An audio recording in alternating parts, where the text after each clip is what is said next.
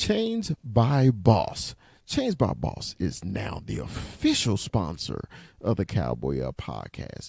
If you need your custom cowboy chains, you go to Chains by Boss. You can find them on any of your social media. You can find them on TikTok, Chains by Boss on TikTok. You can find them also on Instagram, Chains by Boss, and you can also find them on Facebook.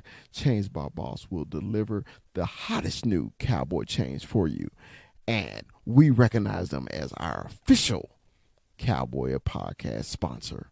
Thanks. And always, Dallas Cowboys for life. Peace. The Cowboy Up podcast would love to welcome Vosqueros Gang as our official sponsor of the Cowboy Up podcast. Vosqueros Game has all your custom stickers, your custom towels, your custom tumblers, anything you need to represent your team, such as those Dallas Cowboys or even those hated San Francisco 49ers. Vosqueros Gangs have you. You can find them on all social media, especially Instagram and TikTok. The Cowboy Up podcast welcomes Vosqueros Gang as our official sponsor of the show. As always, Dallas Cowboys for life. Peace.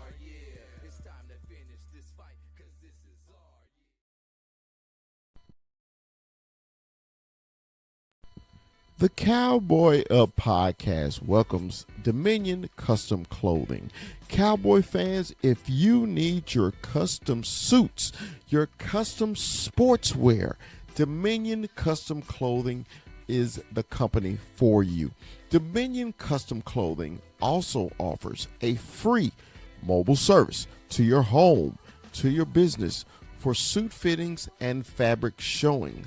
Dominion Custom Clothing has been a clothier in the Dallas-Fort Worth area for the last 20 years. So if you need that suit for the night out on the town or the tuxedo for the prom or special occasions, Dominion Custom Clothing is the company you have been looking for.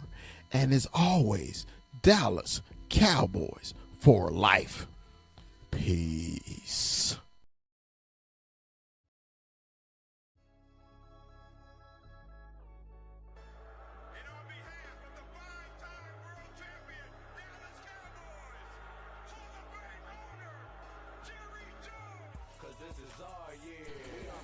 From Stop 6, Texas, it's the big fella.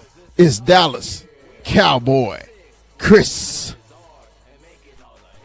And from the 915, Cholo Town, El Paso, it's our man, 21, Armando, 21. And from the hill country of Texas, Austin, it's our man, Retrofit Sports, Hook 'em, it's Rue.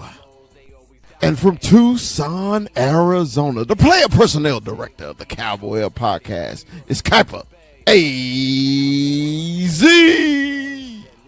And from the great state of Arizona, he's Mikey 520.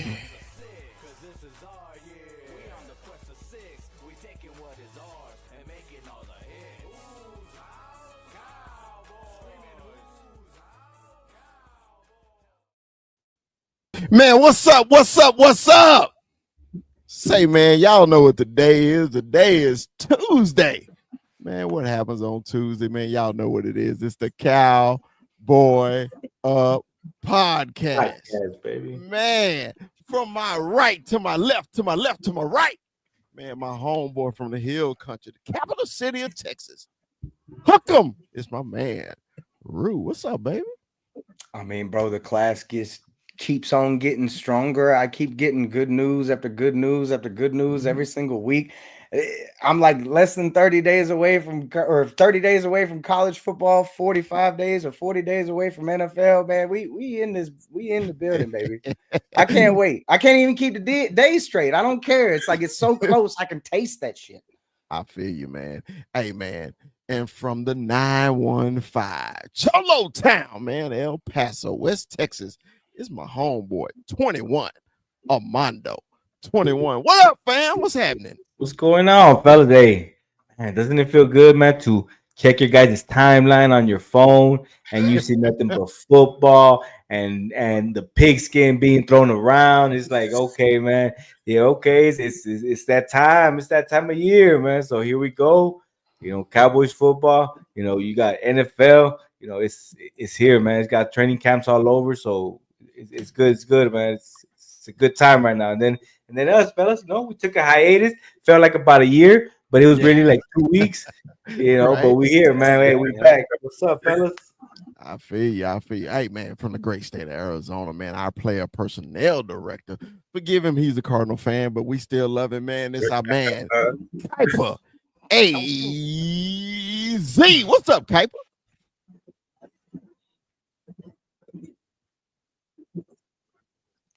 Hey, what's up, fellas? 11 days. 11 days and we forget an actual game.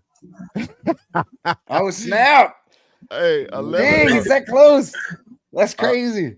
11 hot days, too. Damn. 11 hot days. 11 days. Yeah. 11. I know. Hey, we got a special guest, man, waiting in the backstage already, man. We got our own reporter on the ground. It's our man from the Cowboy Can fan. It's Boots. Yo, what up, fellas? How you guys doing today? What up, Boots? And what's good, Boots? I'm Boots on my on way the back ground. from training camp. You guys sound exactly how I felt about 7 hours ago when I was rolling up to Oxnard. And guys, football is here, boys. It's here. That's what's up. Hell yeah, man. Hey, I see the tan. That's that California sunshine out there, man. That's right. That's right. Hey, credit to Mrs. Boots. She's like, get on the show. I'll drive. I got you. Don't even worry about it. I'm like, all right, cool. Let's do it. So I'm over here, passenger princess. She got me my drink. She got me my peanuts. Let's go. That's what I'm talking about. Shout out to Mrs. Boots. Thank Mrs. Boots for our damn correspondent on the ground. Actually, truly boots on the ground. Boots, you attended practice today. Real quick, Boots, man. You guys did. Sorry. Give me your quick overview, man, on practice. I know we wasn't in pads today, but what did you see today that stood out in practice? Oh, man. Okay, well, first of all, the vibes, not just the people, which, by the way, it was a little empty, so get ready for all the haters to be like, no one's supporting. Look how empty the bleachers are. Man, I've been going to training camps since 2004. Those bleachers have been empty since 2004. On Saturday, it'll be a different story, trust me. Right. But not just the fans, but the players, dude. Like, the attitude that I saw from the players, even, like, as they're rolling out, they're laughing, they're having a good time. I saw more players sign autographs right after practice than I ever have any day in camp. Wow. I mean, they're locked in. The That's one huge thing that popped at me right away was when I got there. The offense, they got into like this red zone formation, and then all of a sudden, there's a play where Dak, he's under center, and he backs out, and it looks like they're calling him out, and they're bringing in Joe Milton, and then Joe Milton goes to quarterback, but Dak never comes out. He actually lines up as a wide receiver. Next thing you know, you got Joe Milton connecting as, Dak is running like a slant route. It was crazy. Like, I didn't think they were going to start off. Maybe they're playing with us. Maybe they're teasing us. But Joe Milton throwing passes to Dak Prescott. I don't know, man. They gave the fans a treat today. All right. That had to be for sure. Yeah, that's wild. I was thinking for a show too, but you never know. You never know, man. Because y'all know how. No shot. That's showmanship. You stop it. There is zero chance we are ever going to see Dak Prescott line up at wideout this season. 100% showmanship. Hey, especially after the injury too. Yeah, that's why it was showmanship. They were just, hey, the leg's good, y'all. I can wait out here. Wait till somebody actually shows that footage, or actually is able to have captured that footage, man. They're gonna run with that. Zero chance. Zero chance you see Hey, that happen this hey, year. I promise. if that ever happened in the season, I'm going to assassinate somebody that's 80 years old myself. I'm not gonna name names because I won't get in trouble. Don't do I it. want problems. It's not I worth it, don't big want them fella. problems. I want, hey, Boots, I don't want them problems, but it's just something dumb. But hey, man, okay. So I saw a couple of the videos you sent me, man. Some of them, my iCloud is still full. It's still downloading the videos. I was gonna have a Yeah, no worries. a B roll while we were on here, but we'll break it down earlier. So, man, I know I saw You'll have you. more. You'll have more. Now I saw you over by the defensive line, and I got really excited, right? Losing it. So because you know why I was excited. I was excited to notice one person. So let's go ahead and get on that subject, Boots, because I know we don't have you long. How did Mozzie look? I heard he's even smaller now, bro. He looks trim, bro. Mozzie definitely be drinking those Ozempic shakes, because he's looking slim out there. He's looking good. He's smiling. It's a whole new Mozzie out there, guys. Last year, I remember seeing him hitting the pads, and I was like, "What's up, Mozzie? How you doing?" And he just wouldn't even he kind of looked, but he looked mad, Right. And this time, it just looked like he was happy. I mean, maybe it speaks to he's happy with the personnel change. Maybe he's happy with Eberflus out there. But the guy looks locked in. He looks like he's vibing with his teammates. Like I said, he was just generally happy to be there, happy to, practice out there in front of the fans. I mean, it's a whole new vibe. I wish you guys were there to describe it. I was thinking about you guys. I was thinking about Rue. I kept trying to focus on Jadon Blue. So just so I can send you some good stuff. And I got some really good stuff on him. Granted, they're not in pads yet. They're not tackling, but he looked fast. He looked like he was cutting faster than anybody else. Oh, he gonna be fast. On Speed's practice, not of the issue. course. Jadon Blue, Miles Sanders second. But just going out there and watching these guys practice at 100%, you could tell this guy's trying to earn the star in his helmet. Hey, Boots, real quick, Boots. I know you talk about how you could tell kind of the vibes are different when and you see it in the videos. You see they're dancing. I got a couple. I saw a couple videos where you saw CD and Pickens. They're out there vibing. But did you see the coaching staff? How do you see the coaching staff with the players? Is it different? Is the interaction different? Because I remember seeing Mike McCarthy and that coaching staff are in Hard Knocks. And I remember seeing them kind of more reserved. It comes back. More. Yeah. So how do you see it now? Okay, sorry. I went through a tunnel, but you were asking about the coaching. Yeah. So you were saying that the vibes are kind of different with the players now, and how it's different. So how's the coach? What did you see as far as the coaching staff? Did you see them more interaction? Dude, As far as the other years? Definitely. Those guys are locked in. In other years, what I would see Coach McCarthy kind of being the only vocal person and everybody else kind of just being quiet. I saw Eberflus gain in people's faces. I saw a lot of assistant coaches. I love Schottenheimer came out. He did start off the day with a press conference, and he was there for quite a minute. But then when he came out, the visor, I mean, he flipped it over. He put it on backwards.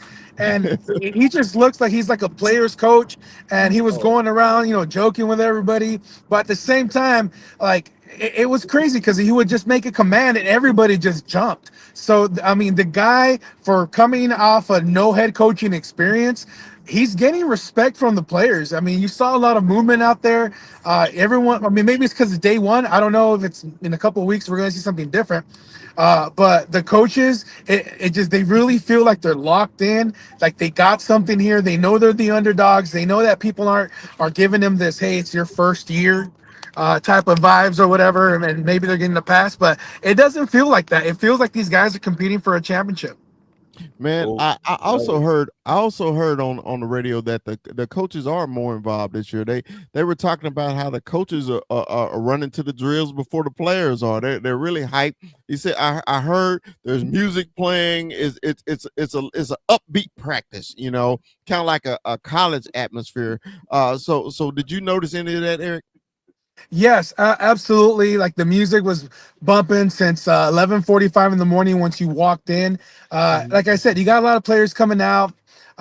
really do, like before, you really didn't see anybody coming out early before practice. But this time I must have seen maybe about 18, 20 players. I saw Brandon Aubrey out there coming out and getting a few kicks in before practice started. And I saw a lot of rookies staying after practice was over. They were getting extra, catching drills and just, or maybe they were rehabbing. I saw Deron Bland was out there kind of stretching and things like that, even after practice. So it was cool, man. People are pumped. I mean, football is here. I think those guys are excited as much as we are. Yeah, because it was just shorts and t-shirts today. But your thoughts on the head coach, how he ran practice today, because I'm sure it was very different from Mike McCarthy's practice. How do you think his practice went? Very professional. He's very active. He's obviously younger. He's more athletic. I saw him running up and down. And McCarthy, the only time you're ever going to see him running is to like a Whataburger. But like Coach Shoddy, he was there. He was running the drills with them.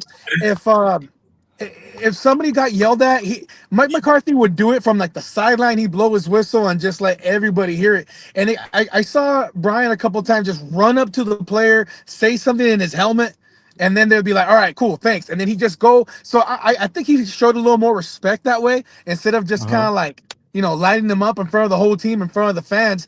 He would say something, but then he'd go specifically to that player, kind of pull him aside, say something in his ear, and then everyone was like, all right, cool, thanks, coach, appreciate that, let's get back to work.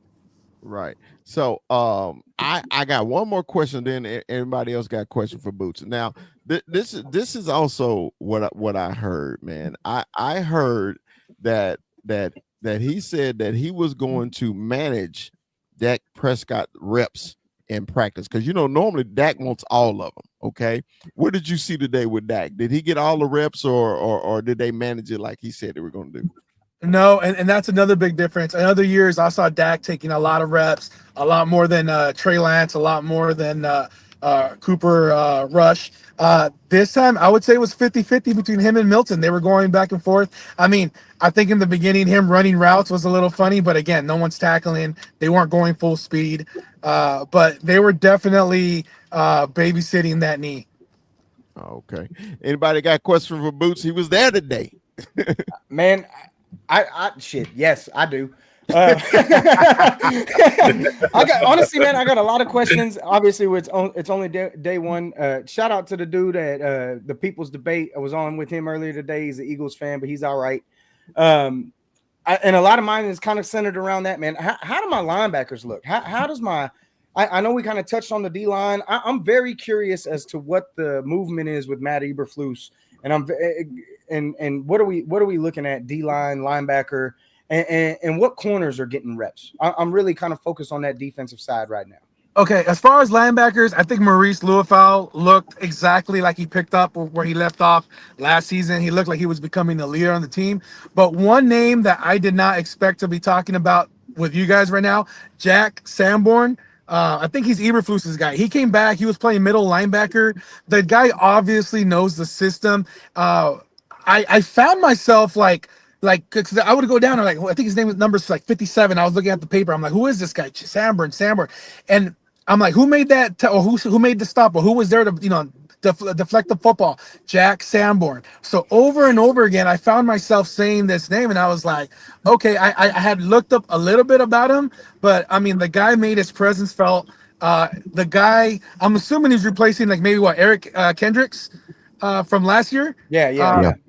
But the guy looked like he was just like a captain almost. He was just involved in every play and just kind of moving around, kind of helping people out. So I definitely feel like our linebacker core has improved just with his addition alone. All right. Okay. Corner, you got any question?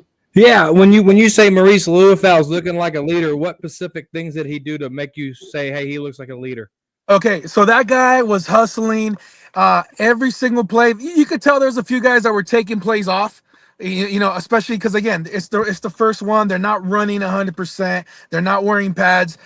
I don't think Maurice got that message because that guy was sweating bullets like within the first couple minutes of the game because they come off to the side, they take off the helmets, and that guy looked like he just got through like 2 hours of practice.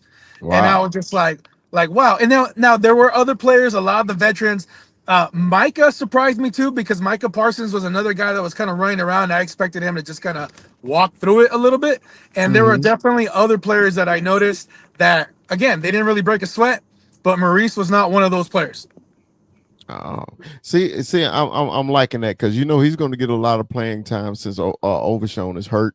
That linebacker core is going to be a lot of numbers going in and out. So didn't we pick up 2 free agents? Corner, was it 2 free? The kid from Chicago, James Houston. I thought the kid from Chicago played linebacker. Sanborn does, yeah. Sanborn does, yeah. So it's 2. It's 2. Oh, you're talking about, I thought you meant just for today. No, we picked up Kenneth Murray Jr., we picked up Sanborn, and we just picked up James Houston, who's a linebacker / defensive end. Okay. Yeah. So you can see they're focusing on that position, right? Mhm. So, I wish they focus on 1 technique and 2 technique, but that's a different story. So 21, you got a question for Boots? Nah, just earlier, but hey, man, that's what's up, man. Shout out to you and the wifey out there doing y'all thing, man. Enjoy it. I know it's beautiful out there, but one of these days we gonna make it out there. I know we want to make it out there, so definitely gonna. Yeah. For sure. So Kappa, any questions for Boots before we let him go? What rookies did you see out there?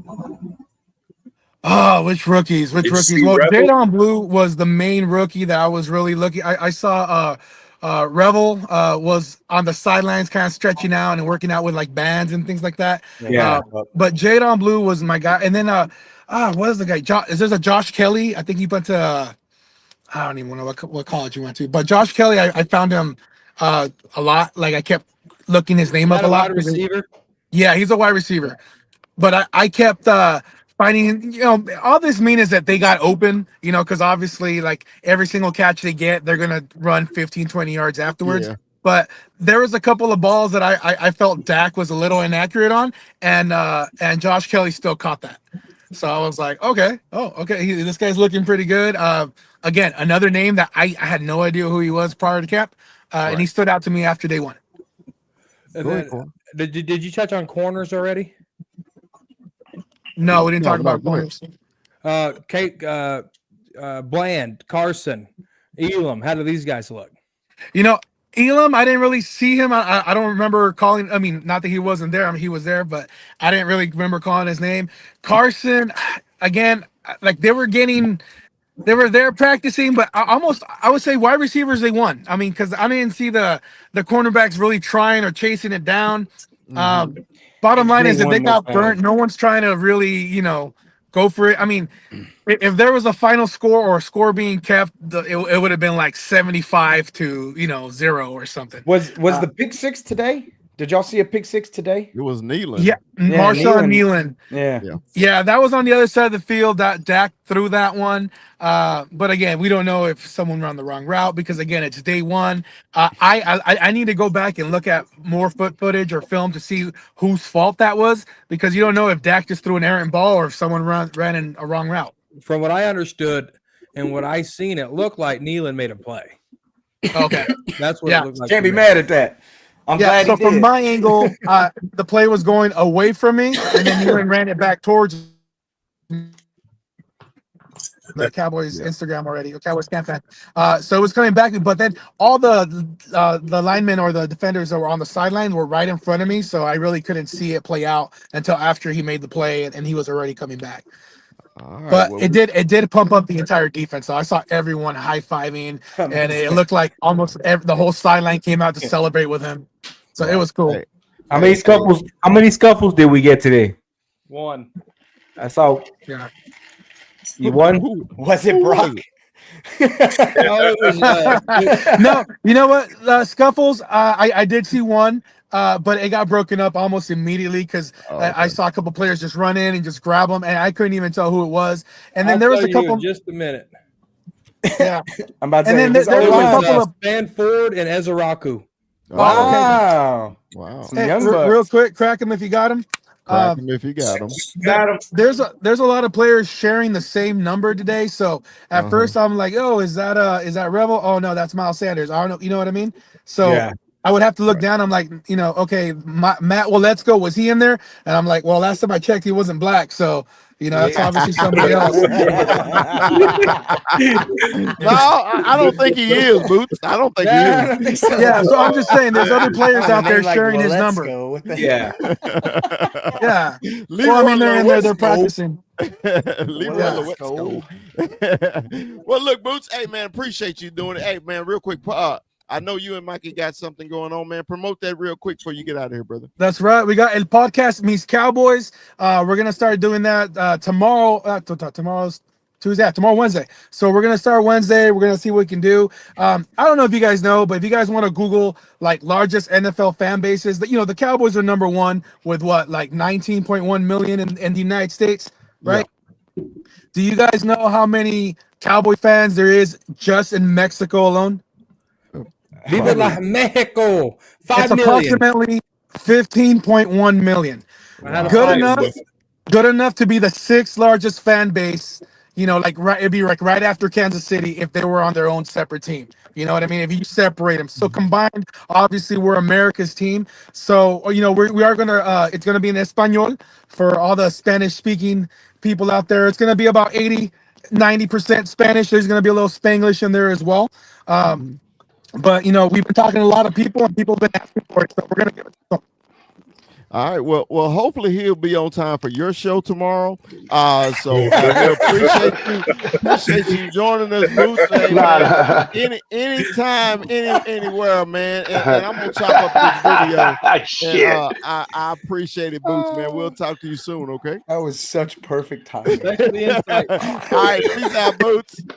Mikey, welcome to your original show. Thank you. For sir. Showing the fuck up. No, dude. So, Papas asked, when is the show gonna be on? And Rue puts 8:00 Central Time. So I Googled, because it's been a transition, and it's 7:00 for me. So right now I'm going through YouTube, and you guys are on, and I'm like, yeah, but we've been going. We've been on since same 8:00 Central Time. yeah, so, yeah. Like, you be mad at yourself. Don't be mad No, at I'm me. upset, dude. I showered. I'm in my slides. I'm all cool. I got time. I could just wait. Yeah.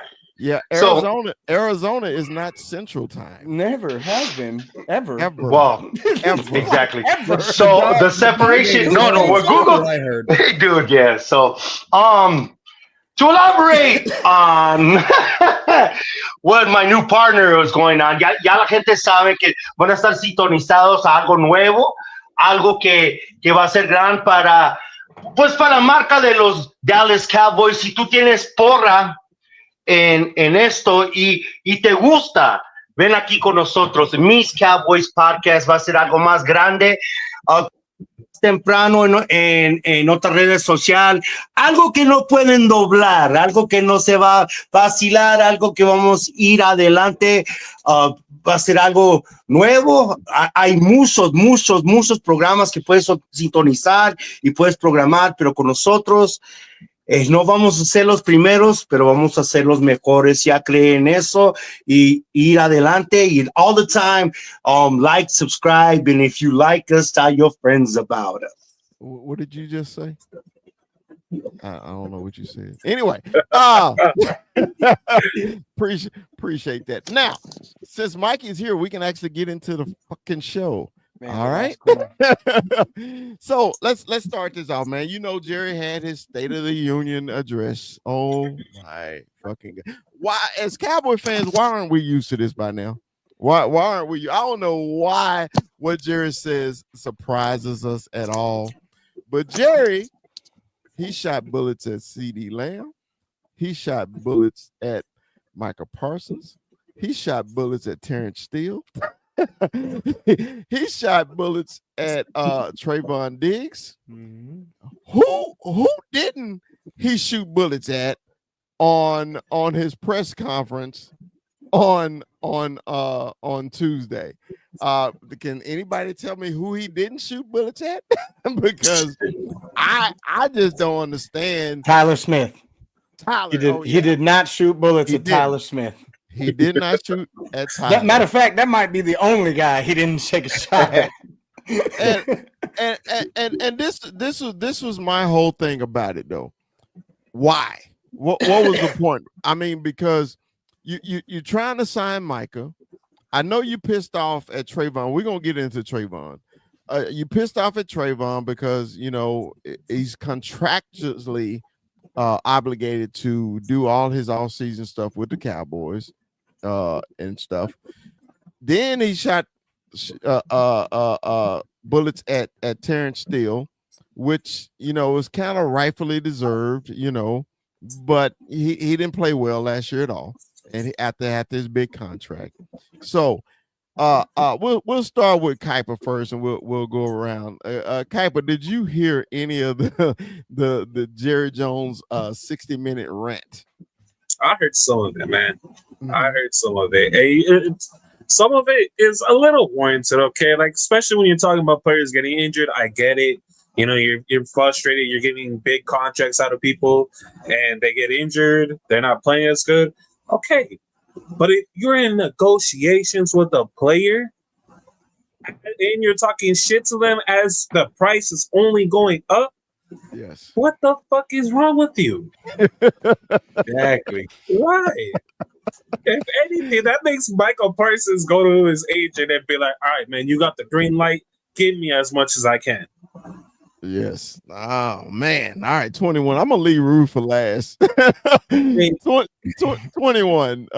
What is your thought on Jared with his unnecessary ass bullets flying at the press conference? You listen to Jerry talk, and every time you listen to Jerry talk, something crazy's gonna come out of his mouth, right? That's right. Jerry being Jerry, man. So I think that I'm hoping that for the players, it has gotten to a point where it's like maybe it's Steven just telling the player, hey, you know how dad talks, you know how dad gets. Just let him you know how dad gets. Just let him be. And they let him be, right? Because they know they gotta really deal with Steven and the other management, right? Because I think Jerry's just got Will McClay. Monday? Will McClay. Yeah, Will McClay. There we go. So I think it's gotten to a point where it's just, they say, oh, you know what? He wants to talk today. Let him go up there and talk, right? And we know we're gonna get some crazy snippets. And I think he was like, when you want to flip somebody off, but you don't want to flip somebody off, so you can act like you're scratching yourself. And he had one of these pictures up there, like, so that was Jerry being Jerry, man. And it's gotten to that point, but I'm with Kuiper at that as well as, how are you gonna, throw shots at a player that you're in current negotiations with, man, Yeah. So I think that's kind of what leads me to believe where they're just like, don't worry about him. Don't just let him be him. Just let him talk, and we'll take care of over here. All right, because, Mikey, you tell me, man, how did you feel about Jerry's shots fired at his current players on his team? You know how Mikey's gonna be Mikey? You let Mikey be Mikey. Well, you let Jerry be Jerry. It's what comes with who you're dealing with. Remember the whole soliloquy of him last year explaining to us what all in is, and we you know what I mean. And we have a wide cervix. We have a wide cervix, and we're not feeling nothing. If you understand what I mean, see, that's Mikey being Mikey. So that's the shit you got to deal with. And him taking those exercises.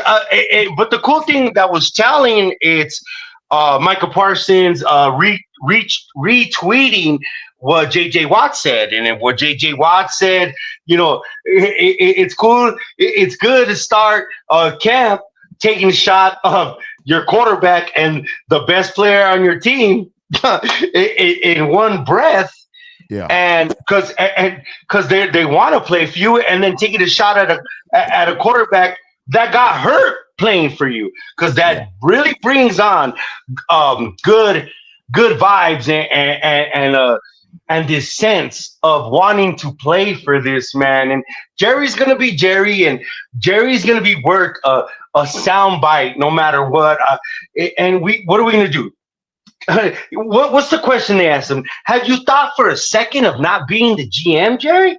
And how long was that second? He said So, a and what? millisecond. He said a A millisecond. millisecond. He said a millisecond.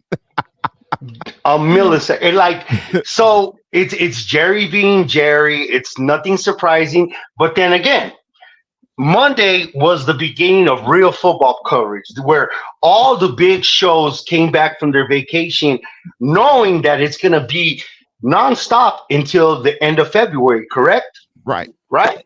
Right. So did they? Who? Can somebody tell me who the Super Bowl champions are? The Super Bowl champions are the punk ass, trick ass, hoe ass Philadelphia Eagles. Yeah. Did they start the show with the Eagles on these shows? Can anybody answer me that? You know they don't. You know who they start with. You know who they start with. They start Chef's with kiss. the Dallas Cowboys. Exactly. And they didn't just do it for yesterday. They did it for today. So yes, it's in bad, but they know. Don't pay attention to the old man in the back that didn't put on his boxers. Exactly. Yeah, you know, or Wizard of Oz. Pay no attention to that man in the curtain. No, you pay attention to old powerful Oz. So that's the way we look at it, and it's sad. And it's sad for what Jerry, as a great man, is turning into. But the embarrassing. See, look, being a Cowboy, this star is heavy. It's a heavy burden to bear because you don't hear Jeffrey Lurie having this state of affairs. You don't hear any other owner having this state of the union every year where you could get a fucking soundbite, at least 20 sound bites from it. But then again, the circus wagons have crossed, and let the do commence. All right.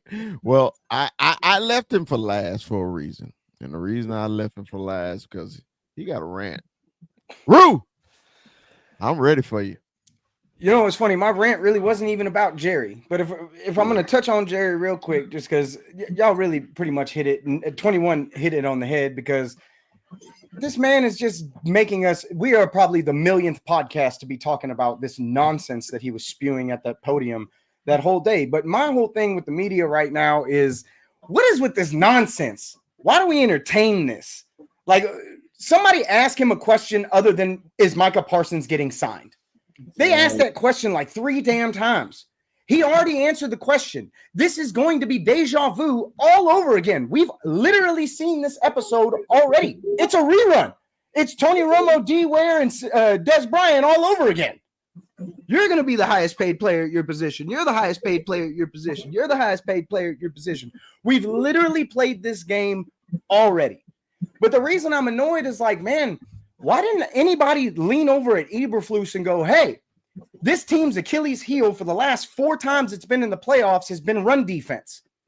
143 yards against Green Bay, 113 yards against San Francisco, 169 yards against San Francisco. And of course, we all remember the massacre against the LA Rams, 273 freaking yards on the ground. How are you any different than Mike McCarthy? What's changed? What are you going to do differently? How is the scheme going to work? Why is everybody getting smaller when we didn't see that work last season? Nobody going to ask this man about scheme. What's different? Nobody going to dive into it whatsoever. We're just going to keep on with the same old narrative, and we're going to keep on asking about Micah Parsons when we know what's going to happen. We're going to wait till the witching hour, and he's going to be the highest paid defensive player in all the NFL. Unless by some crazy coincidence, the Mavericks are contagious. Well, that's the beauty of Jerry. That's the beauty of Jerry. That all he did with this entire bit was make his team be talked about yet again, and it's just nonsense. All of it's nonsense. I don't know. That's the beauty of Jerry. That's the beauty of Jerry. I don't know if any of it is just, I don't know. It's not that I don't know if any of it has meaning. I know it doesn't. Obviously, there is some validity to some of the things that he said, but these are things that you say behind closed doors. And yes, 21 hit it on the head. You don't pay attention to the old man in the corner, and maybe that is what's happening behind the closed door. But at the end of the day, it's on tape.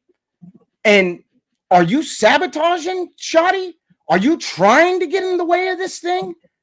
Because I guarantee you, when this team is sitting at like a 9-1 record by some crazy coincidence or whatever, he's going to try to take credit of it. And it's going to be, I was just trying to motivate those boys before the season started. I don't want to hear that nonsense. I don't understand why you're so agitated. I don't understand why you're so agitated about it. If you know it's on brand, like it's like you kicking your small toe on the same cinder block that you broke your bed on, that you have there, knowing it's there, and you kick it on purpose, and you getting mad at the cinder block. Like the cinder block's gonna be a cinder block that kinks like a cinder block, which is not a pun to Jerry Jones at all. But I don't understand why you get so agitated at it. That's the beauty of Jerry Jones. I'm annoyed by it because, like I said, in the middle agitated, annoyed potato tomato. But to Ruth's point, I mean, why isn't there other questions asked besides the Micah? And if you understand, well, because that's the beauty of Jerry. But that's the beauty of Jerry. We're so consumed by the stupid shit he says. He does it for David Blaine. What I'm bitching about, Mikey, is the media. Because the media is only concerned bitch is bitch. You know what I mean? Bitches could bitch. You know what I mean? Call me a bitch again, motherfucker. Right. Stick my foot right in your ass. Bitch. Go suck a dick. Bitch. Yeah, fuck you, bitch. Bitch. You won't say that shit to my face. I guarantee. Shit, I'll smash your ass, dog. I wish you fucking would, Mikey. Yeah, you get fucking tore the fuck up with your little ass. I would love an opportunity, Mikey. Get tore the fuck. Whenever, bro. Love it. Well, dude, don't kiss that dude all you want, bitch. Can we get back to what we were talking about? Exactly. Podcast little bitch. Mm-hmm. So we're not gonna get back to what we were talking about. It's Mikey's show. Damn straight. Yeah, it's Mikey's show. So let me clarify what Rue was saying. Okay, and I understand what you were saying, Mikey. I said he was mad at the media. He wasn't mad at Jerry Jones. He's mad at the media, and then you said that's the beauty of Jerry Jones, but that's not what he was talking about. He was talking about the media. So how? What I don't understand, how did it get so aggressive? Because his opinion about the media. He said he was annoyed. So annoyed, agitated, same thing. You know, whatever tampon he's wearing, you know, little. So the thing is like, why do you even get pissed? Like, why? It's. Of course, we knew this was coming. Of course, it's the same shit all the time. Why even get pissed if it's on brand? You still miss the whole. It's going right over his head because he honestly he can't comprehend it. Que pendejo, way. Pay attention, bro. What are you even saying? Like he said he was annoyed personally. He was annoyed personally. Mic dropping on some shit, and you're not even paying attention to what the fuck he just said. Hold on, my mic is off. Hold on, my mic is off. Oh shit. All right. So Rue's rant was about the media, not Jerry. Your rant, Mike, is about Rue being mad. I can't hear you. I can't hear you. You can't. Jerry. Yes. All right. So can we move on, or y'all want to finish fighting with each other? No, let's go, man. All right, there we go. All right, so let's talk about Trayvon Diggs. One of the bullets was shot was at Trayvon Diggs. The Cowboys are very, very upset with Trayvon Diggs, and the reason they're upset with Trayvon Diggs is because he's been rehabilitating his injury in Florida, not in Dallas. Okay, and Jerry has fined Trayvon for that. Okay, what so I'm 500K. Yeah, 500K. Yep. So I'm gonna start with Kuiper. What do you think about this, Kuiper? How do you feel about him and the fines with another player? Because it seems this I don't want to lead you into this, but it seems like to me they're setting this up for this being Trayvon's last year. What do you think about this? 100% is. They already drafted his replacement. They already did. Siobhan Revel is literally his replacement. And so I honestly think he's going to ask for a trade mid-season, or they're going to trade him right before the deadline. But you take $500K away from a player like that, he's going to get pissed back. And he's not. I don't understand why he's even at training camp, honestly. But why if players do this all the time?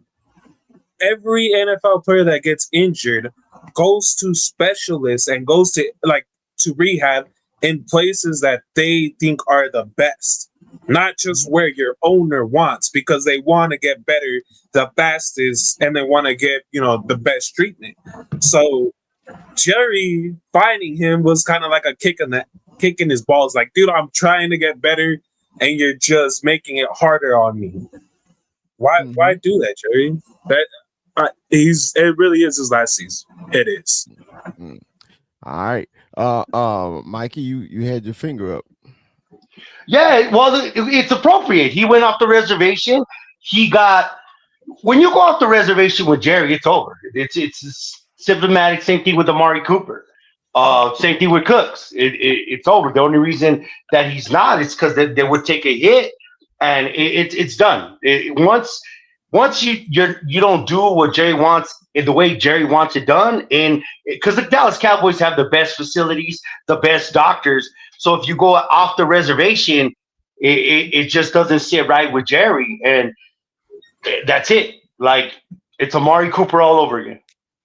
All right, 21. You heard him shoot the shots at Trayvon. I hadn't seen it like that, but Mikey's right. It's Amari Cooper all over again. I think we're gonna see it again.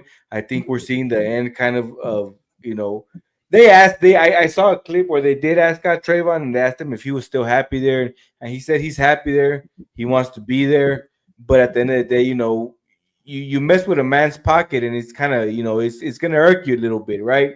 And so the cracks are showing, and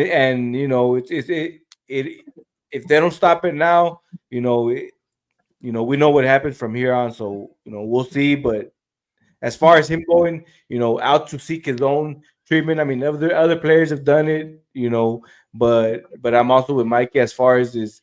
Jerry sees it as you kind of betrayed me, and we saw the whole Amari Cooper thing. So we'll see how that plays out. But that's kind of how I see it going right there.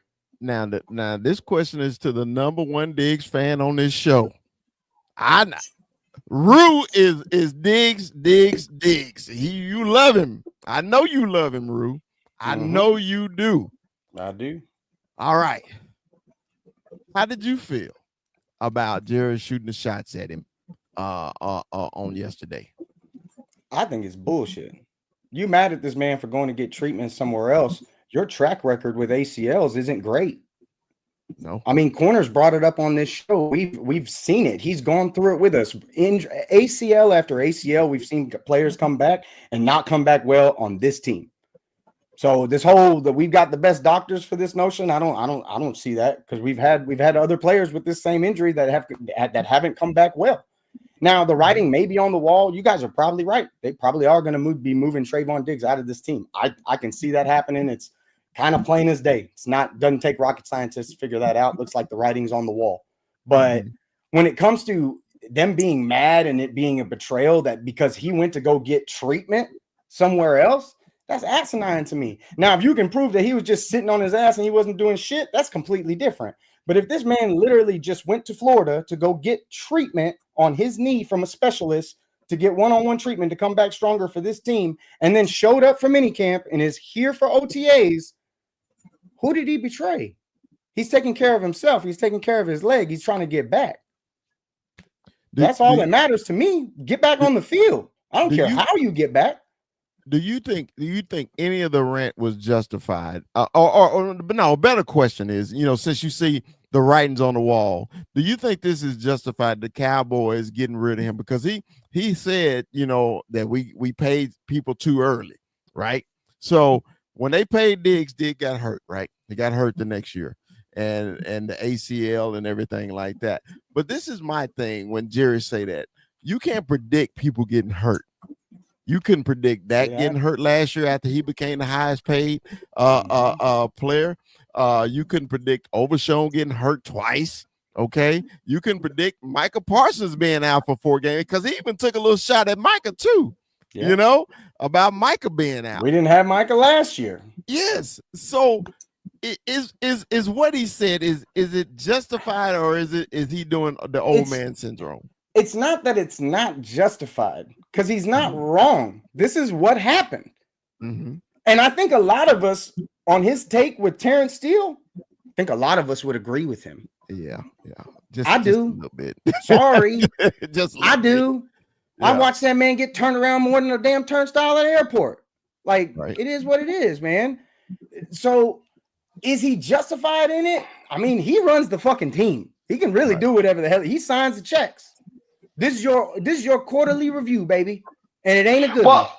Well, the thing about Jerry being pissed is that Diggs, you know, we lost Diggs early on in that, what was it, 2022 season? Or was it the 22 season? 23 season. And he basically had a whole year to come back. He came back a year, and then we lost him again at the end of last year that he didn't play after that. So he didn't follow through with his program, and then he ended up having to excuse himself, and then we lost him again. So Jerry is paying for him. And when he doesn't do, like, it gives Jerry an excuse to not pay him. So if he was in the Cowboys program and that would happen, then the Cowboys could get like some sort of blame in it. But since he didn't do the whole Cowboys program and he excused himself from the end of last year, it gives Jerry every ground to stand on to talk the way he's talking and shoot the way he's shooting at him. Okay, so this is my thing. This is the only thing that kind of upset me about him shooting shots at the players. This is the only thing, because when you're in a negotiation right now with Micah. Micah he's not even holding out. He was actually going through drills today. He's here. He's there. He's going through drills and everything. And Micah actually said this. Micah said that back in March, the Cowboys told him that they were only a few things away from making the deal. Okay, it's July now. What's taking so long? And then Jerry come back and said, "Oh, we ain't in a rush. Why not? You know what the number is. You just saw Miles get paid. You just saw TJ get paid. You know what the number is." And then I forget the kid in Cincinnati who's holding out. Okay, and he ain't no kid though. And he ain't. Thank you, but he's gonna get the loot too. So I just don't like, because you know I don't like the mindset that you giving our players now. Okay, that you don't give a fuck about them. You knew what was going to happen. You know the number. What's the hold up? Okay.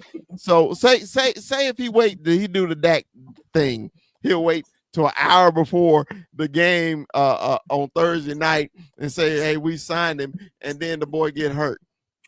So he gonna go back and say, "I shouldn't have paid him." I mean, this is kind of the same reason we don't have success in free agency as well, isn't it? I mean, it's because of stuff like this. Yeah. And you know, with Jerry, man, it's like, dude, somebody has to. There's only so much that can be done, because, bro, it's like that Al Davis syndrome. He's at that point where it's like we're just getting towards the end. It's bad.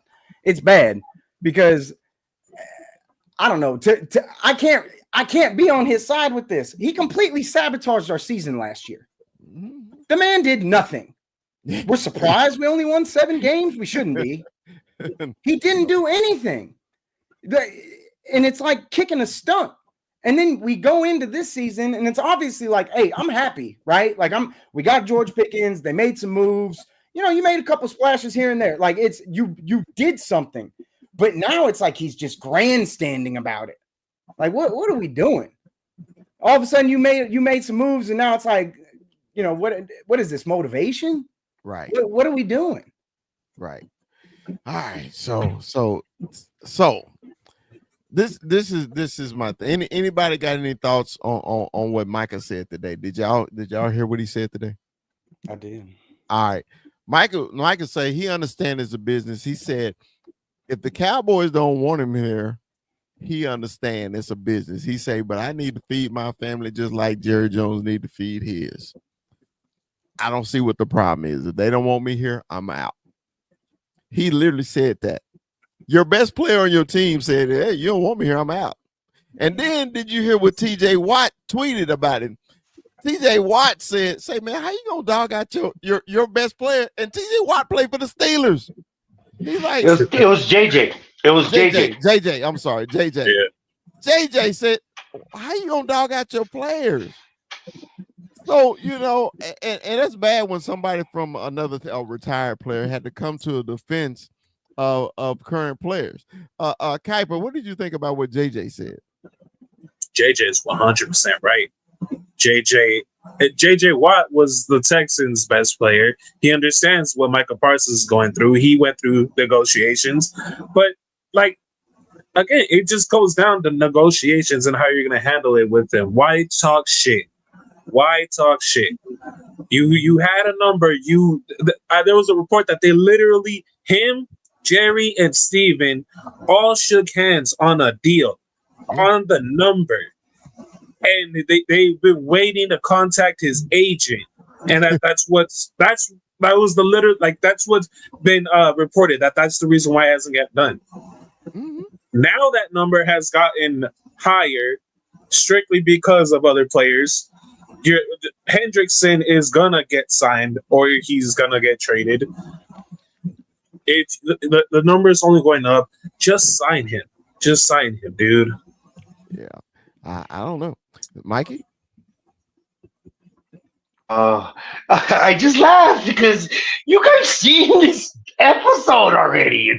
It's gonna go all the way to the end, and then at the press conference, they're all gonna be shaking hands and telling each other kumbaya and telling each other how much they love each other, regardless on the content they're giving us. Thank you, Jerry, for the content. Thank you, Jerry, because that's all he's giving us. We know what it is, and we know how it's gonna end.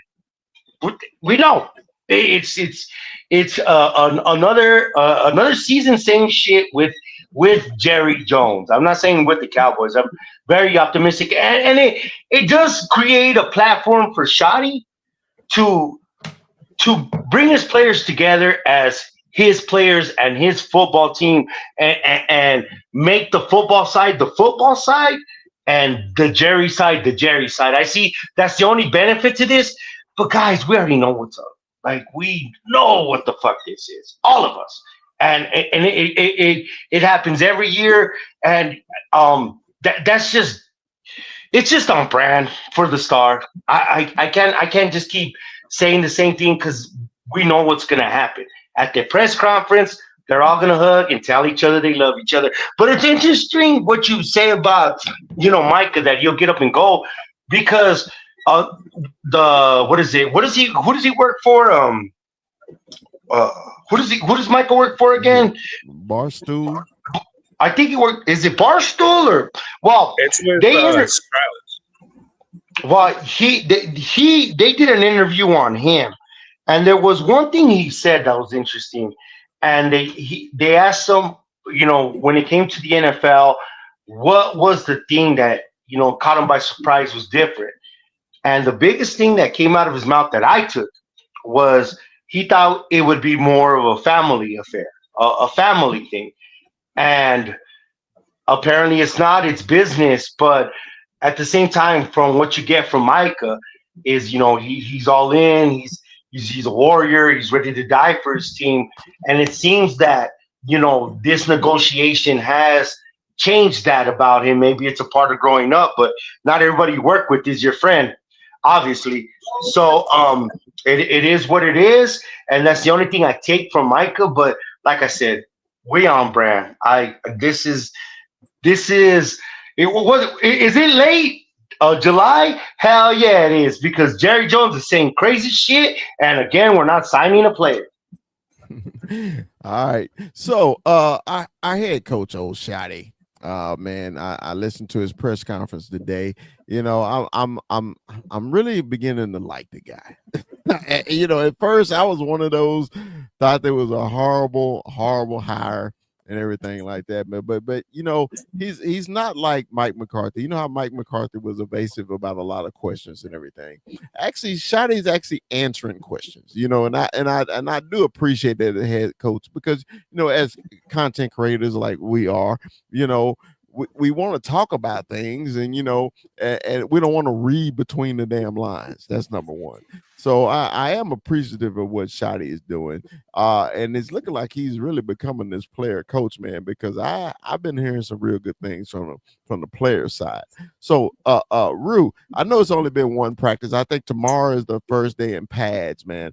What are you looking forward to with Shotty and his coaching style, man?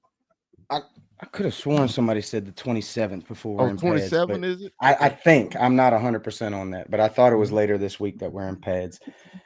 I mean, honestly, man, I just want to see a game. I just want to see, because there's so many questions. I feel good about a lot of things, but there's questions about almost everything. I got questions on the O-line. I got questions at linebacker. I got questions at D-line. I got questions in the secondary. There's my running backs. Like, the only thing I feel like really, really good about is my receiving core. Tight end should be better. I feel good about my quarterback coming back. You know, like, outside of that, I got questions. You know, and you know what happens with Micah is, honestly, this whole thing with Micah is bullshit. Because I mean, bro, he's here. How many people in his position are at camp? None. McLaurin's not at the commander site right now. Yeah, he's holding out too. Yeah, it's, you know, it's wild to me that we would justify that. It's wild to me that that would be justified at all. That you would have a player that's there, not even holding out, and it's like, you know, whatever. But I don't know, man. This whole thing that I'm looking forward to is just hoping that it gels, because I have questions at almost every level. That's really what it boils down to for me. And none of it's going to be answered until we get into pads and we see them start hitting people. Really, it's that Rams practice that I'm looking forward to the most. Because I think those like closed quarter practices that are even before preseason, those might even be more telling than preseason games in some instances. So that's kind of what I'm looking forward to more than anything, is that once they have that intermingled practice, that'll be a nice little look at what we're looking at here. And the Rams are a great team. All right. 21. What are you thinking about Shotty? How he's are you falling in love with him yet, or are you still on the fence with him? You're muted. Are you muted, 21? Okay, there we go. My bad. But no, I'm with you, big fella. I'm the more and more I hear about Shotty and what I see, and you know how he's present. You know, I'm starting to like him. You know, and he's starting to grow on me. But I really think that we're gonna have a good year, man. This coaching staff is. I know Rue's talking about questions, and you know, a lot of questions should be with the coaching staff too, because a lot of this coaching staff is new to us. It's young, so you know, I'm excited about that. But I think that, you know, we're on a right path with Shotty, and you know, this guy, he comes from a family of football, you know, people. So you know, he's been in football his whole life. He's been around the game, so you know, he knows his shit. So I'm excited about it. Man, I am too. So Kuiper, I know you ain't a Cowboy fan, but when the Cowboys hired Schottenheimer, and from then to now, are you impressed, not impressed, or you just, is the jury still out for you? It's impressive that he got the players to buy in. Okay. And that ultimately raises your level of competition. If you get your players to buy in and you get them to play hard for you, okay, you can take mediocre practice squad level players and they will end up playing at least as average players. That's just only if you could get them to play that hard and for you, or to buy in. So to me, he's got that part down. I want to see the weekly strategies, the weekly preparements, all that stuff before I can actually say it was a good hire. Mm-hmm. But Eberflus hire, dude, I love that hire. That linebacker core is gonna be really good. And also, I think it's exactly what DeForest Buckner was for Eberflus. Okay. But All right. they still don't have to hear that Mozzie Smith got lighter. Oh. Yeah, he got lighter. He got lighter.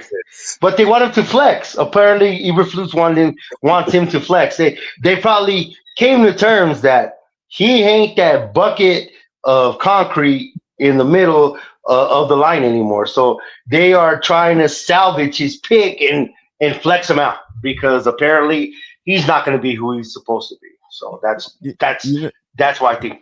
You know that drove me crazy when I heard that today on the press conference that he said that Mozzie got lighter. He's lighter. He's lean and mean. And I was like, he was already lean and mean. That was the problem why his ass was on skates so much last year and the year before. And then he's getting even lighter. He might as well move to linebacker. I mean, he might well play defensive end. I think they asked him what exactly is his position. Is he a 1? Is he a 3? And then Shoddy said that, we want him to flex. So with that omission, it basically says that they already gave up on Mozzie being that 1. Man, like I said on a couple shows before we went on our vacation, it's a possibility that Mozzie may not make the team, brother. I don't see how you draft a 1 technique and he keep getting lighter. That 2 + 2 ain't equaling up to me.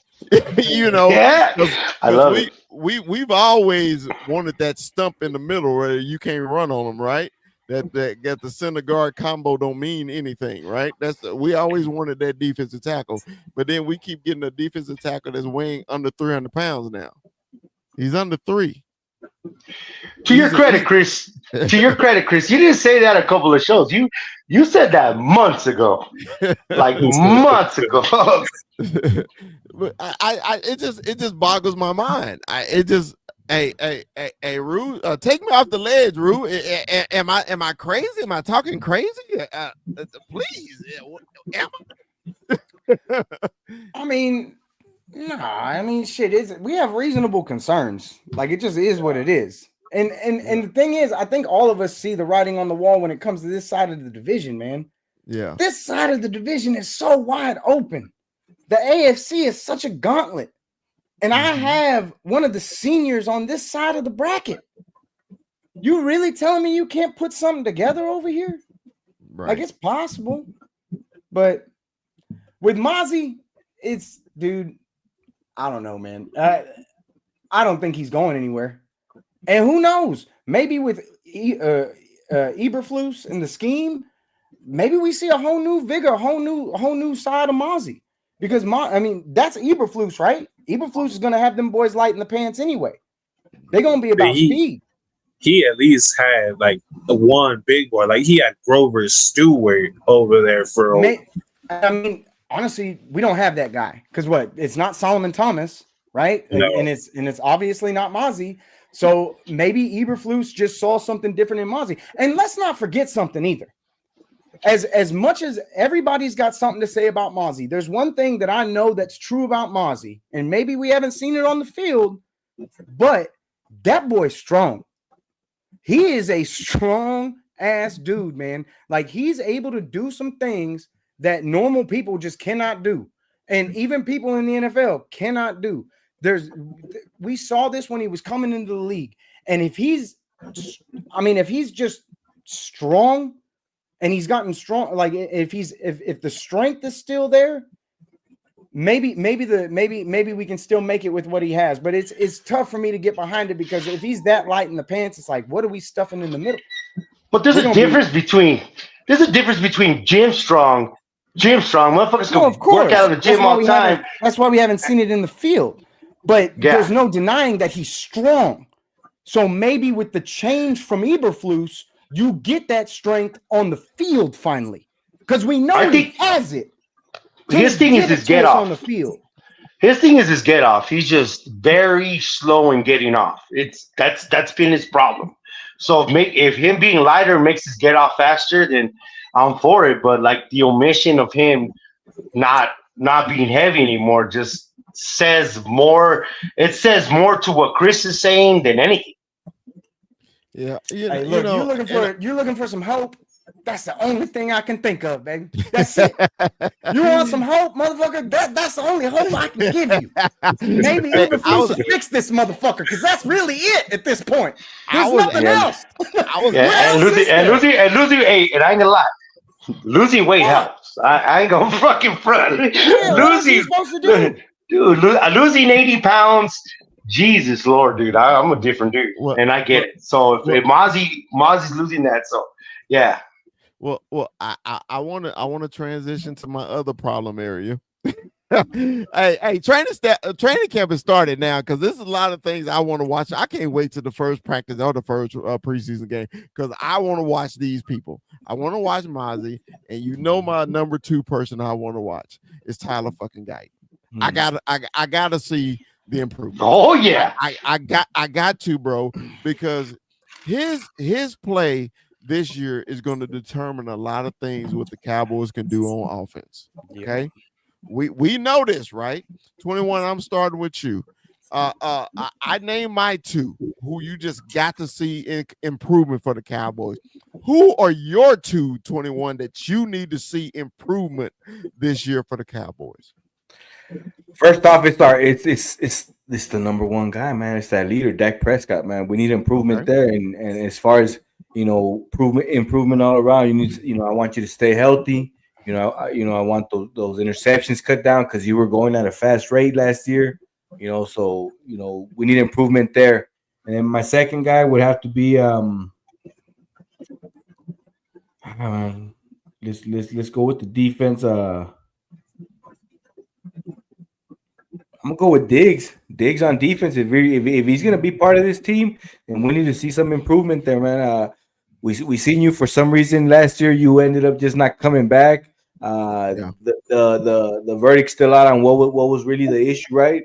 Because it was his knee or something, and so on defense, I'm gonna go with Diggs, and but for me, the main guy is Dak Prescott, man. Dak Prescott, we need that improvement. We need you to be healthy. We need you to be that MVP Prescott, man. That's what we need. All right, Kuiper, man. Your 2, man. Who you think the cap? Well, you need to see improvement. I don't care if it's both on the same side of the ball. Who is your 2? It's really is Guyton, because Guyton can make or break this offense. If he does good, the Cowboys offense does good. If he does shit, the Cowboys offense is going to fall apart. It really is him. But on the defensive side, I want to see Luafau take a step in this Eberflus defense, because everywhere Eberflus goes, he has that one nasty linebacker who is a beast in the run game and can cover at least they do decent in coverage. I think he, as much as Sandburn got brought over from the Bears, it's Luafau that's going to get all the attention from Eberflus. All right, Mikey. Your 2. I don't care if it's on the same side of the ball or who you need to see improvement this year, and or you want to pay attention to in this training camp. Well, Luafau and Sanborn are 2 different kind of linebackers. So on that note, that's a different argument. Of course it's Guyton, because Guyton makes us a really good team to an okay team. I don't know about from one end of the spectrum to the other, but I think it makes us a mid-level team to a great team. If he comes out with everything Tyron has taught him, or all the work that Shadi claims that he's doing, then that's the biggest thing, because that's the biggest question on this team. I think we'd all agree on that. Not to mention the other guy on the other side. And again, on the line, it's not improvement, but I want to see if Booker is that dog. If Booker is that dog that wants to make people not love football, I want to see. I want to see what that looks like. And it's basically on the line because they have Williams and they have was number 27, the other running back from the Eagles, him, and then we got Blue, but they're not naming an RB1 that's definite, that is that dog, and it's gonna figure out in training camp, but they're basically putting it on this line. So my two guys are on that offensive line that can make or break us as far as our optimism on being a mediocre team to a championship team. All right, Rue. Same question, man. I need two that you looking forward. You need to see improvement before the season start, man. To give you confidence in their play. Who is your two? Outside of the guys that you guys mentioned, man, Terrence Steele got to get better, man. I'm hoping Clayton Adams can fix Terrence Steele. Terrence Steele has to get better than what we've seen from Terrence Steele. He's the veteran on the O-line now. You got to be the leader. You got to step up. He is the veteran, isn't he? You are the veteran on this O-line. Wow. You are the senior. You have to be better than what you've been. I didn't even think about that. Okay. It is what it is. Terrence Steele, running back. I need to know who's my running back. That's really like I think that's the position that out of every position that is the most up in the air. It could literally be anyone. On a quick side note, I know today they had I think Williams, Javonte Williams. Miles I think they had him with the ones today. I mean, you've got Javonte who's probably going to start the year. I'm assuming it's going to be Javonte, but I'm really hoping that it's Blue or Maffa, one of these guys pops, because it's got to be somebody young, man. And really, it'd be beautiful if it was a 1-2. But I'm curious why we haven't heard much from Maffa, because that's 230, 6'2". He carried the ball today. It sounds really nice. So I'm very curious to see some of these young bucks and if they can really fill that void at running back. He carried the ball today. It's not going to happen with Javonte Williams and Miles Sanders. Well, Javonte Williams is the one that got paid, so that's why everybody's saying Javonte. He's the one that got paid the most.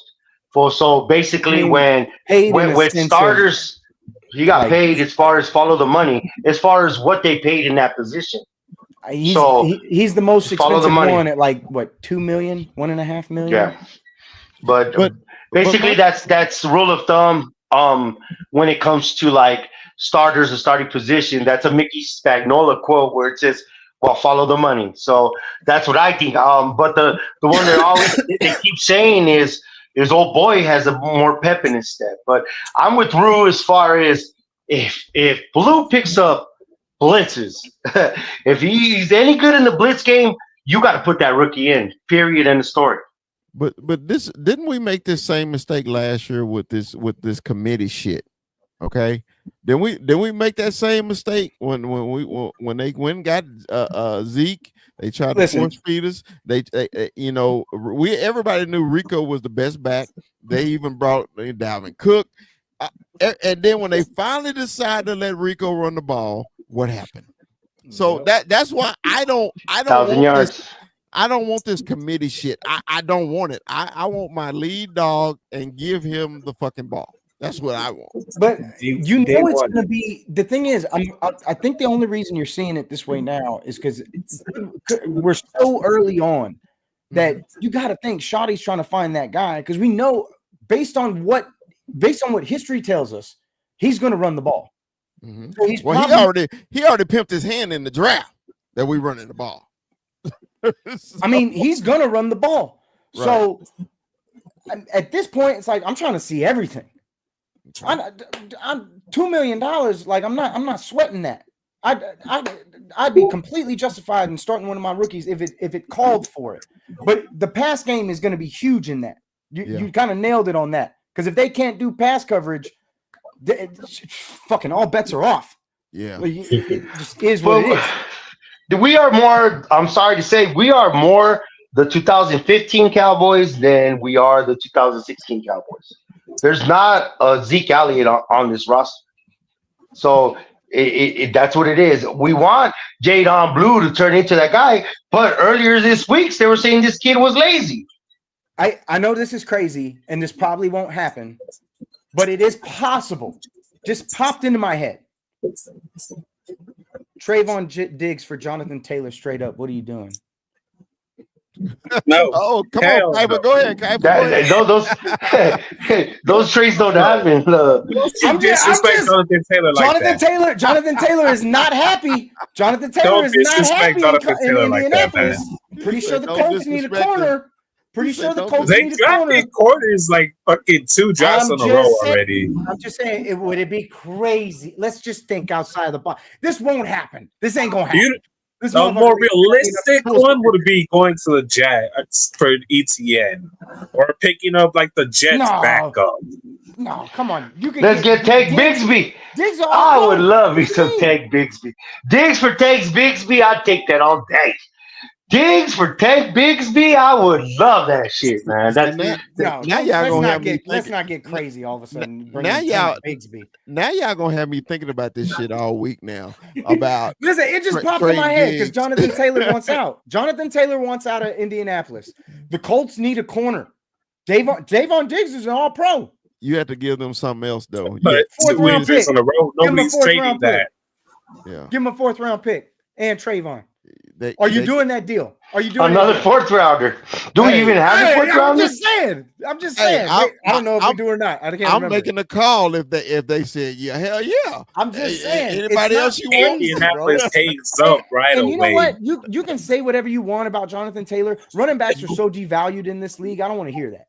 I want to hear that. to say Dylan is not really like it's not really that. Dylan going to the Eagles is a big deal. Like Dylan going to the Eagles is a big deal. I would have loved for Dylan to be on the Cowboys, but it is what it is. Well, Aaron said we got to keep Diggs. But this is my whole thing is because we brought this up early in the show about how the Cowboys aren't happy with him, and the writing on the wall is because I was listening to the radio today. I was listening to the ticket. You know, his next 3 cap hits go from 15 to 17 to 20 million. Ooh. 15 to 17. You know what they say, right, big fella? Damn. He's gone. They say follow the money. Follow that money. I mean, so they unhappy with you, and you go from 15 to 17 to 20. If the Colts want to do that, hell yeah.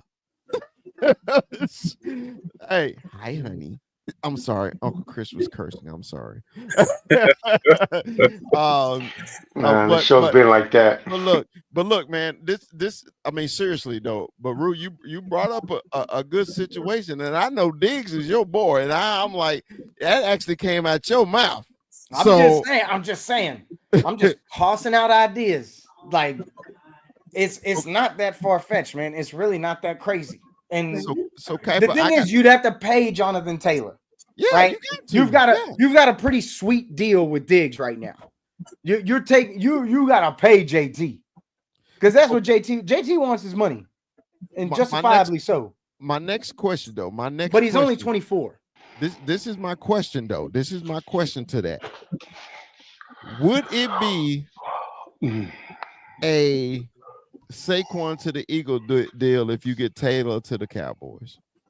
Would you get that same production? That's what I'm asking. Would you get that production? You can't expect it right away because you don't know what the offensive line is like with the Cowboys. There you go. You know exactly what the offensive line was with the Eagles and that scheme that they run. Come on. Yeah. But we got Clayton Adams, Papas. Like you said earlier, making average players. You said it. You said making average players better. You guys don't have a Jason Kelsey. You guys don't have a Lane Johnson. You don't have a Mailata. Yeah, but the Cardinals last year didn't have any name players. I can't name one offensive line on the Cardinals, and they were 6. Elijah Provo was a top 10 center. Paris Campbell, come on. I feel like Paris Campbell is a decent household name. Paris Campbell at wide receiver? So we speaking hypothetical. We speaking hypothetical, right, about this. Okay. So Kappa, you are our player personnel director. Okay. If it as the big fella's the owner, and I tell you, I said, Kappa, do what it takes to get me Jonathan Taylor. What would it take?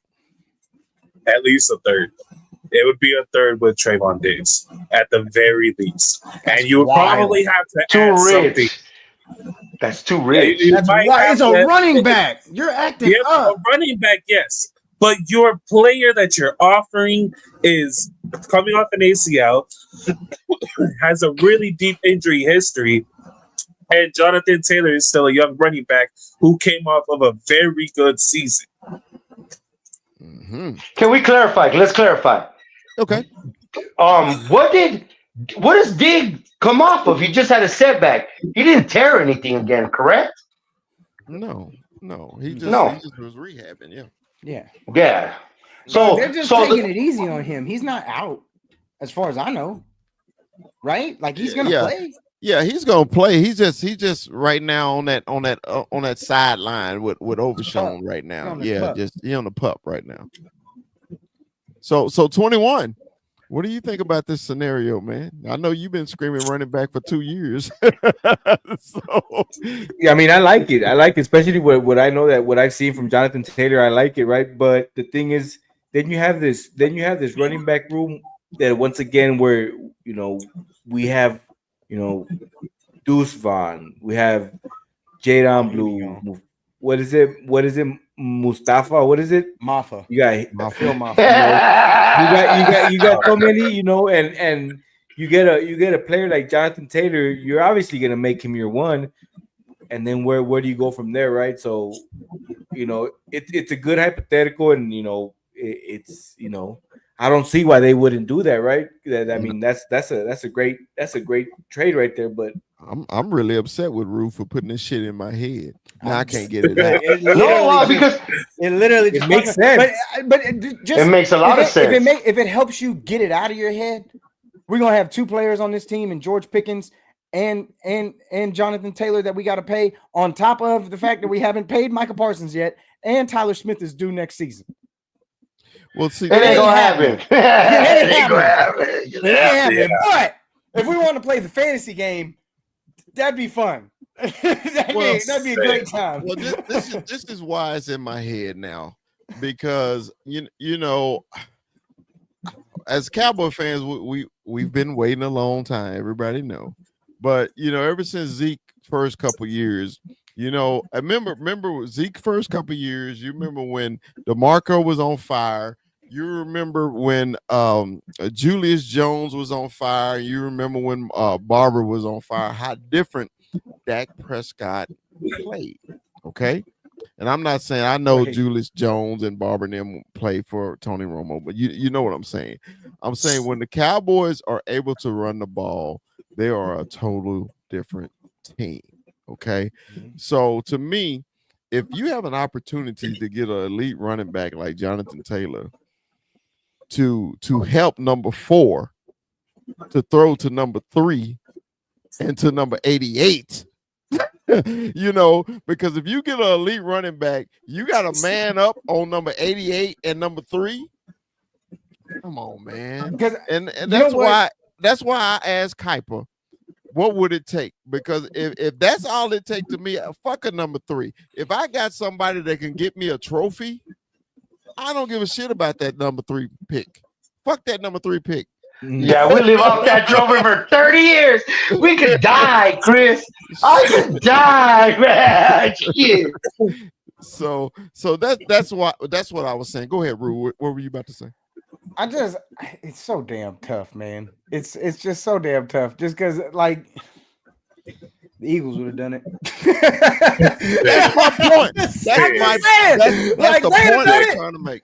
That's the point I'm trying to make. They'd have done it, and it's just like, man, dude, this is how you operate. Because the Cowboys used to do it. They used to do it. And the thing is, man, every team that's at the top, outside of like the Buffalo Bills, which I think even they made a big move recently, didn't they? Yeah, fuck. But I'm just saying, like, listen, every team at the top is making moves to either stay there or get a little further. Because, look at Baltimore. Baltimore is not hesitant to make moves every year. Right around that. I mean, they just got to AFC Championship game. They trying to get to that next Super Bowl. And they're consistently a good franchise. The Baltimore Ravens are an outstanding franchise year in, year out, all the damn time. And then like everybody else, the only teams that operate like this is like maybe, I don't know, San Francisco.